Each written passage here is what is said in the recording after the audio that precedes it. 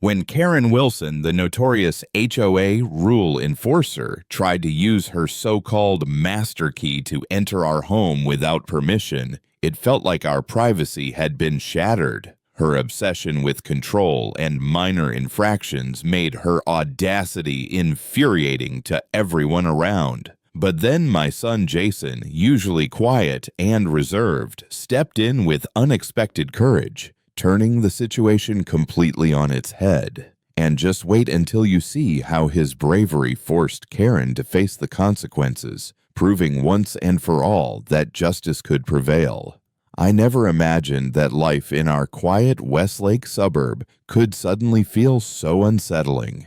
For years, our neighborhood had seemed perfect. Trimmed lawns, quiet streets, and neighbors who mostly kept to themselves. We'd chosen this area for its sense of calm and security, thinking it was the kind of place where nothing dramatic ever happened. But that illusion shattered one late afternoon, in a way I would never forget. I was in the kitchen, putting away groceries and humming to myself, when a sharp knock on the door startled me. At first, I thought it was just another neighbor dropping by with a smile or a friendly wave, but when I peeked through the peephole, my heart immediately sank. It was Karen Wilson. Everyone knew Karen. She was the kind of neighbor who took rules a little too seriously, the one who watched everyone else's lawns like a hawk, and whose reputation for strict enforcement of every HOA guideline was well known. She had a presence that seemed almost designed to intimidate, and seeing her standing there, stiff-backed and unsmiling, sent a chill down my spine.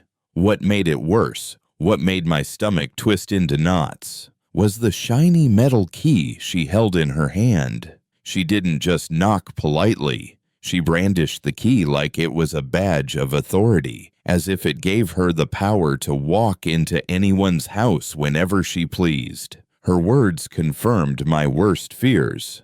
This is the HOA master key. I have the right to inspect your home at any time. The casual confidence in her voice made it sound as though she had done this many times before, and that I should simply accept it without question. I opened the door slightly, my hand trembling, trying to maintain composure. "Karen, what are you talking about? You can't just—" I began, but she ignored me entirely. She stepped closer, as if the space in front of my door belonged to her, not me, and started moving the key toward the lock. My heart raced, a mix of disbelief and fear flooding through me. How could this be happening? How could someone treat my home, my sanctuary, like it was theirs to enter at will? I could feel a cold wave of horror as she inserted the key into the lock, her movements deliberate, almost rehearsed. I tried to step in her path, my voice rising with panic. "Karen, stop! You're not allowed!" But she didn't even glance at me. Her focus was entirely on the door, the key, the act of intrusion itself. It wasn't just a physical threat. It was the audacity, the complete disregard for my boundaries, that made my chest tighten and my hands shake. I wanted to believe this was a mistake, some misunderstanding, but her eyes told me otherwise. There was no hesitation, no hint of doubt. This was a calculated display of authority, and I was on the receiving end. For the first time, I felt the fragile illusion of safety in our quiet neighborhood crumble. The walls that had always felt protective now seemed porous, vulnerable to someone else's determination. Every rule, every sign of order I had trusted to create a safe environment suddenly felt meaningless in the face of Karen's sheer audacity. I couldn't move, couldn't think, just stood frozen, my mind spinning with disbelief as she continued her attempt to enter, completely indifferent to my protests. In that moment, the shock was total, not just at the action itself, but at the realization that my peaceful, orderly life could be disrupted so suddenly by someone I had seen every day, yet had never truly understood. My home, my sanctuary, felt threatened in a way I hadn't imagined possible, and that was when I knew nothing would ever feel the same again. Karen Wilson wasn't just any neighbor. In our quiet Westlake community, she had earned a reputation that preceded her, the infamous rule enforcer. Every resident knew her name, whispered it behind closed doors, and sighed when her name came up at HOA meetings. She lived for control, for the subtle thrill of pointing out even the smallest infraction, whether it was a slightly overgrown bush or a misplaced doormat. Her world was black and white, and everyone else was just an opportunity to enforce it. To her, rules weren't guidelines, they were weapons, tools to assert dominance, and I had just become her latest target. As I stepped back from the door after her failed attempt to enter, a surge of something I hadn't anticipated hit me. Pure, simmering hatred. Not a fleeting annoyance or a neighborly irritation, but a deep, burning resentment that made my chest feel heavy and my hands clench involuntarily. Every moment I remembered the calm arrogance with which she had brandished that key, ignoring my protests, my space, and my rights. The fire inside me grew stronger. She wasn't just overstepping boundaries. She was asserting that my home, my sanctuary, was hers to command. What made it worse was her justification. "It's for safety," she had said, her tone clipped and practiced, as if saying it repeatedly made it true. But I knew the truth. Karen didn't care about safety. In her mind, safety was just an excuse, a thin veil to mask her hunger for control. Every inch of her behavior screamed it. The way she lingered near the door, the way she looked past me as though I were invisible, the way she seemed to measure my home as if it were property she had every right to evaluate. In her eyes, privacy was just another playground for her authority, a place where she could demonstrate that rules mattered more than people. My heart ached with a strange mix of anger and helplessness. How could someone feel entitled to step into another person's life so completely? The thought made my stomach twist. I had always prided myself on maintaining a calm, courteous relationship with neighbors, respecting boundaries, and expecting the same in return. But Karen had ripped that illusion to shreds in seconds. It wasn't just a violation of property, it felt like a violation of trust, of the very sense of safety that made a house a home. And yet, alongside the anger, there was also a pang of vulnerability. Knowing that she could try this again, that her persistence and audacity might not be a one-time act, made me feel exposed. I could see her walking down the street in her neatly pressed outfit, clipboard in hand, ready to monitor, judge, and control. Her presence alone was enough to make neighbors uneasy, and I realized just how much power she wielded over the perception of the community simply by insisting she had a right to it. That's when I understood the full extent of my hatred. It wasn't just about what she had done to me in that single shocking moment. It was about everything she represented: the arrogance, the entitlement, the obsessive need to dominate minor details of other people's lives. It all coalesced into a force that demanded a response. I could not let it go. My fury settled into a quiet, determined resolve. I would not allow her to trample on my family, my home, or my sense of security ever again. The simmering hatred became fuel, preparing me for what would come next.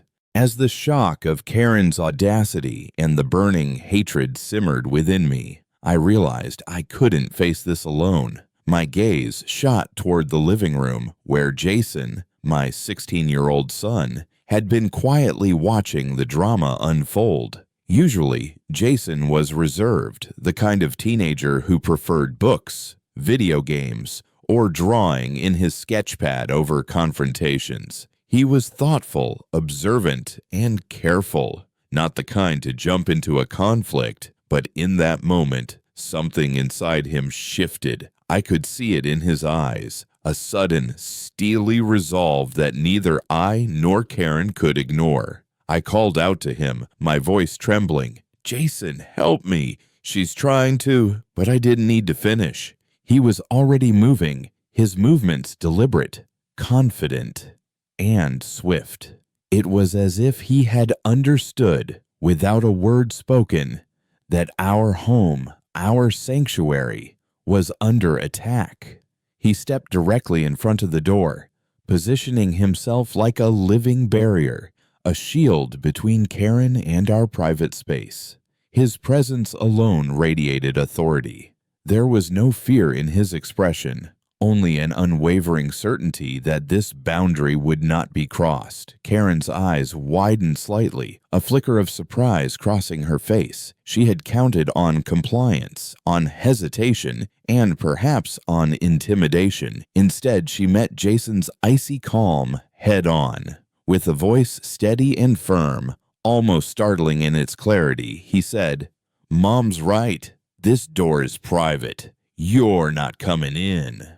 There was no question, no room for negotiation. His words carried weight, and in that instant, the power dynamic shifted. Karen tried to push further, testing him, trying to assert the dominance she so often wielded over others. But Jason was ready. With a precise motion, he slammed the door shut, the lock clicking into place. It wasn't just a physical act, it was a declaration. Karen's sudden recoil, a visible sign of surprise and panic, showed me that even her audacity had limits. For the first time, I saw a crack in the armor of her assumed invincibility. The metallic click of the lock resonated like a small victory bell, echoing through the house and into my chest, where my simmering fury began to transform. Seeing Jason stand firm, unwavering and fearless, turned my anger into something sharper, a clear, purposeful determination. My fury no longer felt like a chaotic storm. It became a guiding force. I realized that Karen's attempt to intrude would not go unanswered. We had taken the first step toward reclaiming our home, asserting that this space was ours alone, and no one, not even the notorious rule enforcer, would dictate otherwise. Jason's courage had sparked a new energy in me. I felt my resolve harden, knowing we were ready to defend ourselves and our boundaries. There was a sense of empowerment in that moment, a quiet but undeniable triumph, even before the confrontation had fully ended. Karen's stunned expression and retreating steps were a reminder. Audacity could be met with courage, and courage could protect what mattered most. In that instant, I knew it. Our home would remain ours, and Karen would never again try to use her master key as a tool of intimidation. The rage had done its job, forging determination and preparing us for whatever came next.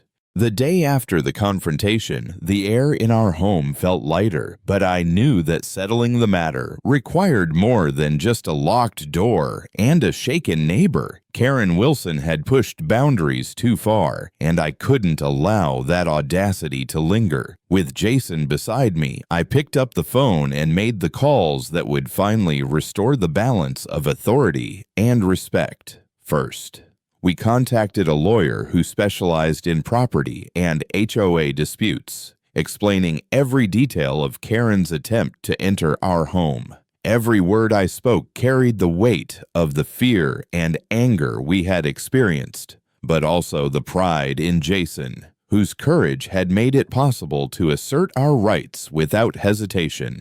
Next, we reported her actions to the HOA. While some might have underestimated the weight of such a complaint, the HOA took our report seriously. Karen's claim of safety inspections evaporated the moment she faced the official scrutiny of legal and administrative channels. She could no longer cloak her intrusion in justifications or half-truths. The weight of the consequences settled on her shoulders immediately, an unspoken but unmistakable acknowledgement that she had overstepped and that the neighborhood, once again, valued fairness over fear. When Karen tried to explain herself, to offer excuses for her actions, her words fell flat. It was too late. The door she had tried to breach was no longer a symbol of mere property. It represented our boundaries, our courage, and our willingness to stand up for what was right. Every attempt at justification only highlighted the audacity of her earlier behavior and the clarity of her wrongdoing. The veneer of control she had relied on crumbled quickly under the scrutiny of the HOA and legal advice. Meanwhile, Jason became something of a local legend. Neighbors who had watched the events unfold shared stories of his bravery, calling him the boy who defended the house. Even the adults who often tolerated Karen's overbearing tendencies began to smile and nod when they saw him. There was a quiet but palpable shift in the neighborhood dynamics. Respect, courage, and the willingness to protect one's family had won the day. Jason's actions reminded everyone that heroism doesn't always require grand gestures. Sometimes it's standing firm, calmly and decisively, when someone is trying to trample over what matters most. Sitting together that evening, I felt a deep sense of satisfaction wash over me. It wasn't just about legal validation or HOA approval.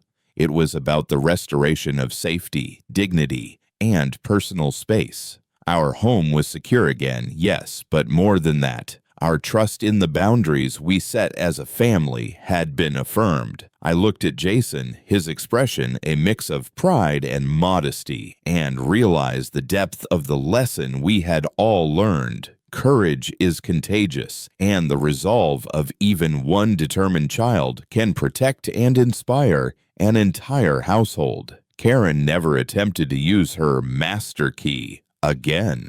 Her reputation, once intimidating, was tempered by accountability and by the neighborhood's recognition of the boundaries she could not cross. We, on the other hand, learned to value not only our privacy, but also the strength and resolve of the next generation. A lesson that left a lasting impression and a sense of pride that words alone cannot capture. That evening, as I closed the door and heard Jason laughing quietly in the other room, I understood completely. Justice had been served, courage had prevailed, and our home was ours once more.